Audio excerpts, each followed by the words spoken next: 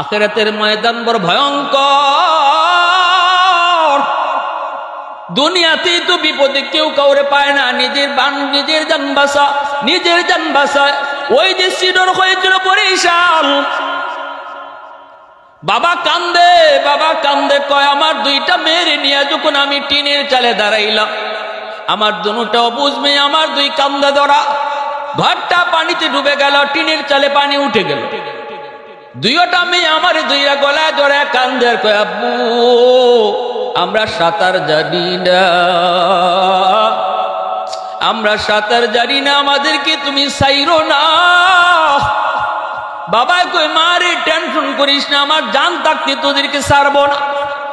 ওই বাবা তখন কই হুজুর যখন আমার গলা পর্যন্ত পানিতে ডুবে গেলাম, সাঁতরাইতেছি, দুইটা মেয়ে আমারে দুই দিকে ধরা, কিছুক্ষণ পরে আমি দেখি আর পারি না, এখন আমিও মারা যাব। তখন আমার বড় মেয়েটা আমার গলার মধ্যে এমন ভাবে ধরে রাখছে, সারাইতে পারি না। মেয়েটা খালি আব্বু তুমি আমারে সারাইবার চেষ্টা করতেছো, সারাইও না, সারাইও না। হুজুর সেই দৃশ্যগুলা মনে পড়লে পরে আমি বুঝি আল্লাহ কেন কইছে হাসরের মাঠে আপনজন প্রিয়জনকে চিনবে না। আমি আমার মেয়েটার হাতের মধ্যে কামড় মেরে দিছি আমার গলাটা ছাড়ার জন্য। যেই মাত্র কামড় দিছি মেয়েটা আমার গলা ছাইড়ে দিছে, পানিতে ভাইসা ভাইসা যাইতেছে। আর কই আব্বু আমারে বুঝি তুমি পানিতে ছেড়ে দিছো। আমার ছোট মেয়েটা আমারে কয় আব্বা আপু কিছুটা সাঁতার জানে, আমি কিছুই জানি না, আমারে ছাইরো না। হুজুর ওই দিনের কথা আমার মেয়ের কান্নার আওয়াজ এখনো বাসে। ছোট মেয়েটারে নিয়ে আমি কিছুক্ষণ ছিলাম, এরপরে আর পারি না। পরে ওই মেয়েটার হাতের মধ্যে আমি কামড় দিয়া নিজের হাতে পানিতে বাসায় দিছি। তখন আমি বুঝেছি মানুষের নিজের জানের মায়া, নিজের জানের মায়া কতটা। দুনিয়াতে তো আমি আমার কলিজার টুকরা মেয়ের জন্য নিজের জানকে বিপদে ফালাই নাই। হাসরের মাঠে কেমনে একজন আরেকজনের জন্য খুঁজবো? বাবাই কইতো না আমার ছেলে কই, ছেলে কইতো না আমার মা কই, স্বামী কইতো না হাসরের মাঠে আল্লাহ আমার বউ কই, বউ কইতো না আল্লাহ আমার স্বামী কই। কেউ কাউকে খুঁজতো না, শুধু কইব ইয়া নফসি ইয়া নফসি ইয়া নফসি, আল্লাহ আমারে বাঁচাও, আমারে বাঁচাও, আমারে বাঁচাও। ভাইরা বন্ধুরা জন্মই ছোট ভাইটায় কয় ভাইয়া চলো তাহলে দুনিয়াতে একটু নমুনা দেখাই। এই কইয়া ভাইয়ারে নিয়া রিক্সা দিয়া বট গাছের তলে গিয়া কয় ভাইয়া তুমি মরা মানুষের বান্দরে পইরা যাও, এরপরে আমি তোমাকে মৃত বানায়া মরা মানুষ বানায়া তোমারে আমি নিয়ে যাবো বাড়িতে। নিয়ে যাওয়ার পরে তুমি কান খাড়া রাইকো, এরা সবাই মনে করবো তুমি মইরা গেছো, আমিও কইব তুমি মইরা গেছো, কিন্তু মূলত তুমি মরছো না। শুধু কানটা সজাগ রাইকা শুনবায় আব্বাই কি কয়, বাবি কি কয়, ভাতিজায় কি কয়, বইনে কি কয়, শুধু কানটা খাড়া কইরা তুমি শুনবায়। ভাই ঠিক আছে ঠিক আছে যা। এই বইলা ভাইটারে লাশ বানায় সে বাড়িতে নিয়ে হাজির। বাবায় কান্দে, বাবি কান্দে, সন্তানে কান্দে। ওই অবস্থায় ছোট ভাইটা ডাক দেয় কয় আব্বা কান্দেন না, বাবি গো কান্দেন না, মনে হয় এটা জিনের কোনো কারসাজি। বট গাছের তলে ঘটনাটা ঘটছে, মনে হয় ভাইয়ের দম আটকা রইছে, জিনে কোনো কাম করছে, আমি একটু জিন হুজুরের কাছ থেকে আই। এই কইয়া দৌড় দিয়া মাদ্রাসায় গেছে। মূলত মাদ্রাসায় যাওয়া তার উদ্দেশ্য না, সে নিজেই তো সব প্ল্যান করছে। আইসেই বলতেছে আব্বা হুজুর একটা দোয়া শিখাইয়া দিছে, দোয়া, এই দোয়াটা ফইরা যদি আমি ভাইয়ারে ফু দেই তাহলে ভাইয়া জিন্দা হয়ে যাইব। এটা নাকি তার দম আটকা রইছে, জিনে করছে, ফুদ দেওয়া মাত্রই ভাই জিন্দা হয়ে যাইব। বাপে কয় বাবা তাড়াতাড়ি দেরি করসকে, তাড়াতাড়ি ফুটা দে। ভাবি কয় বাইরে তুমি তাড়াতাড়ি ফুটা দাও। কিন্তু সে কয় কিন্তু হুজুর একটা শর্ত লাগাইছে, ভাইয়ারে ফু দিলে ভাইয়া জিতা হইব 100%। তবে ভাইয়াকে ফু দেওয়ার আগে জীবিত একজন মানুষের গায়ে ফু দেওয়া লাগবো, এটা হইল শর্ত। এই জীবিত মানুষটা এই ফু খাইয়া জীবিত থাকতে পারে, মইরাও যাইতে পারে, তবে জীবিত থাকার সম্ভাবনাই বেশি, মরার সম্ভাবনা বড় কম। আব্বা আমার ভাইটা জীবনভর ব্যবসা কইরা হালাল হারাম না চিন্না সবাইরে খাওয়াইল, বাবা গো তোমাদেরকেও ফাললো আমার এই ভাইটারে জীবিত করার জন্য আব্বা তোমার শৈল্য ফুটা দিমুনি দিলে পরে তুমি যে মইরা যাইবা এটা না, মরতেও পারো বাইসেও থাকতে পারো, বাঁচার সম্ভাবনাটাই বেশি। তবে ভাইয়াকে জীবিত করার জন্য আব্বা তোমার গায়ে ফুটা দিমুনি। এই কথা বলতে বাপে কয় রাখ, এর বউরে ডাক দে। কি কয়? বউরে ডাক দে। আস্তে করে বাইর কানে কানে দেয়, কয় ভাইয়া শুনছুনি আব্বাই কিতা কইছে? কয় শুনছি। বেটা মরা নাকি জিতা? জোরে কইল, মরা না জিতা? ভাবি, ও ভাবি কান্দো না, ভাইয়া জিতা হইব। ভাবি তো দূর দিয়ে আইছে, কৌ কি বলে হ জিন হুজুর একটা ফু শিখাইয়া দিছে, ফুটা দিলেই ভাইয়া জিতা। কৌ কি তাহলে তাড়াতাড়ি করো। কয় শর্ত আছে একটা, জিতা মানুষের শরীরে আগে ফু দেওয়া লাগবে। ওই জিতা মানুষটা ফু দেওয়ার পরে জিতাও থাকতে পারে, মরতেও পারে, তবে মরার সম্ভাবনা কম, জীবিত থাকার সম্ভাবনাটাই বেশি। আব্বারে কইছিলাম, আব্বা রাজি হয় না। ভাবি গো তুমি তো আমার ভাইয়ের কলিজার টুকরা বউ, ঈদে ঈদে তোমার শাড়ি কিনে দিছে, যখন যা চাইছো তোমারে তা দিছে, অলংকার দিয়া বডি ঘুরে লাইছে। ভাবি এত মায়ার স্বামীটারে জীবিত করার জন্য তোমার শৈল্য ফুটা দিমুনি। এমনি ভাবি কয় রাখো, যেখানে আসো এখানে থাকো। যেখানে আসো, কয় যেখানে আসো এখানে থাকো, যে মরছে হই মরুক। কানে কানে গিয়া কয় ভাইয়া শুনছুনি ভাবি কিতা কইছে? কয় শুনছি, খালি জিতা হইলই। যে মরছে হই মরুক, খালি জিতা হইলই। বাতিজা, বাতিজা ওখান থেকে, বাতিজা রে ও বাতিজা এইদিকে আয়, তোর বাপ জিতা হইব। এত খুশি। চাচা তাড়াতাড়ি ফু দাও। কয় বেটা ফু দেওয়ার আগে একটা শর্ত, তোর দাদা ফু লয় না, তোর মায়া লয় না, তুই ফুটা লইবি নি। কয় কি জাত ফু? কয় ফুটা লইলে পরে তুই জিতাও থাকতে পারস, মরতেও পারস, তবে তোর আব্বা যে জিতা হইব এটা 100%। যেই বাপে তোর মেট্রিক পরীক্ষার সময় তুই মোবাইল চাইছ, টাচ মোবাইল দিছে তোরে, টাচ মোবাইল। আইএ পরীক্ষার সময় তোরে দিব হুন্ডা পালসার, এটাও তোরে দিছে পালসার। এত মায়া যে ভাইটা আমার তোরে করলো বাতিজা, এই বাপরে জিতা করার জন্য তুই ফুটা লইবি নি। এমনি বাতিজা কয় চাচা আজ থেকে তুমিও আমার আব্বা। বাপ লাগতো না, তাও ফু দিও না।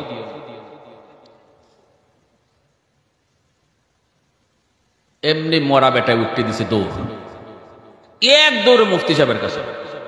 দেখো হুজুর তওবা করলাম, জীবনে আর না। কারে কিতা খাওয়াইতেছি? সুদের টেকা গড়ে ঢুকাইয়া টের ফাইলেছি তো। একজনে কয় বউরে ডাক, আর বউও কয় যে মরছে হই মরুক। আর ফুতে তখন চাচারে আব্বা ডেকে লাগে। তো কারে কি খাওয়াইতেছি? হুজুর তওবা করলাম। থানবী রহমতুল্লাহ গেলে কিতাবের মধ্যে এক্সাম্পলটা আছে। দুনিয়ার মানুষ হুশ ফিরানোর জন্য হারাম টাকা ঘরে ঢুকাইয়া কারে খাওয়াইতেছ, কারে লালন পালন করছো, কার মায়া? হাসরের মাঠে এরাই তোমার দুশ্মন হবে। এরা কইব আল্লাহ আমরা জানি না। বউ কইব আমি তো কইছিলাম, আমি কইছিলাম হে সুদ খাইয়া টেকা আইন না আমারে ফালতো। বাচ্চা কাচ্চা কইব আমি কইছিলাম আমার বাপরে চিটারি বাটপারি কইরা আইন না আমরা পোশাক কিনে দিত। বিন্দু পরিমাণ সার পাওয়া যায়।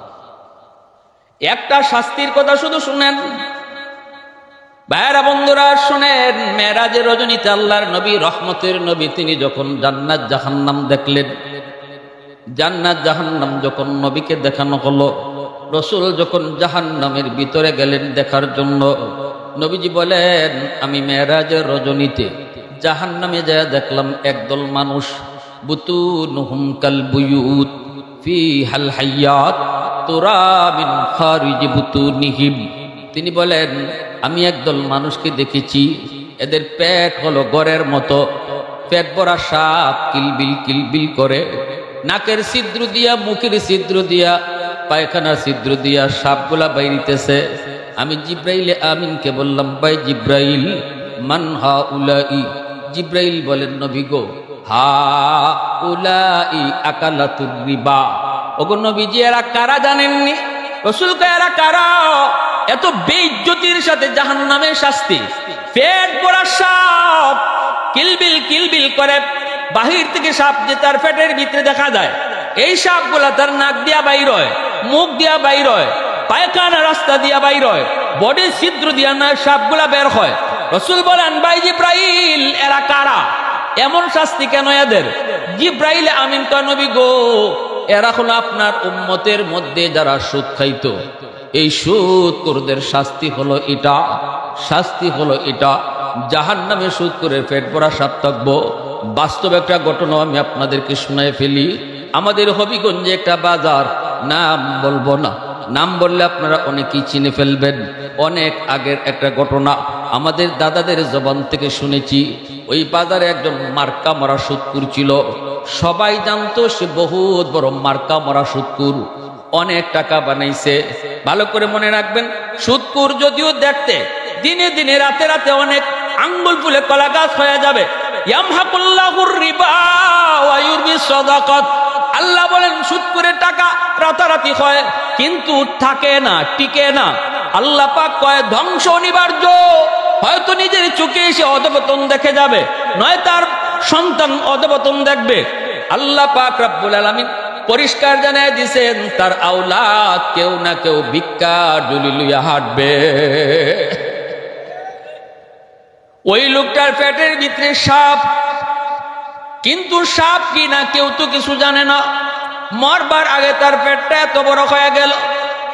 সিলেটের তখন সুনামধন্য ডাক্তার ছিলেন ডাক্তার খালিক, আব্দুল খালিক সাহেব, নিরাময় পলিক্লিনিকের মালিক, বহুত বড় একজন ডাক্তার ছিলেন। ভারতেও তার নাম ছিল, সুনাম ছিল। খালিক ডাক্তারের কাছে তারে নিয়ে যাওয়া হলো, কারণ এই সুদখোরের অনেক টাকা ছিল, অনেক পয়সা ছিল। তখনকার সময় সে অনেক বড় ধনী। গেছে, যাওয়ার পরে খালিক ডাক্তার তার পেটের ভিতরে কি আছে এটা দেখার জন্য যখন মেশিন লাগাইলো, মেশিন লাগাইয়া ডাক্তার সব দৌড় দিয়ে বের হয়ে আসে, চোখের পানি ধরে কান্দে, কারণ তিনি অনেক বড় একজন আল্লাহওয়ালা ছিলেন। আইসে কান্দে আর কয় তোমরা কে গো? তার সাথে আইসো? আমরা আইসি। তাড়াতাড়ি আমার হাসপাতাল থেকে নিয়ে যাও, পেটের ভিতরে এমন এক সাপ ধরা পড়েছে, এমন বিষাক্ত সাপ আমি জীবনে কোনোদিন দেখি নাই। এই লোককে ভারতের মাদ্রাজ নিয়ে যাওয়া হলো। মাদ্রাজের ডাক্তাররা কয় খালিক ডাক্তার কি কইছে? কয় পেটোগুলি সাপ। এরও মেশিন লাগে, কয় ডাক্তার খালিক ডাক্তার যেটা বলছে এটাই ঠিক। এই সাপ বের করার মতো ক্ষমতা আমাদেরও নাই, এই সাহস আমাদের কারো নাই। যেভাবে আইসো এইভাবে লয়ে যাও। এই অবস্থায় তারে আবার বাড়িতে আনা হলো।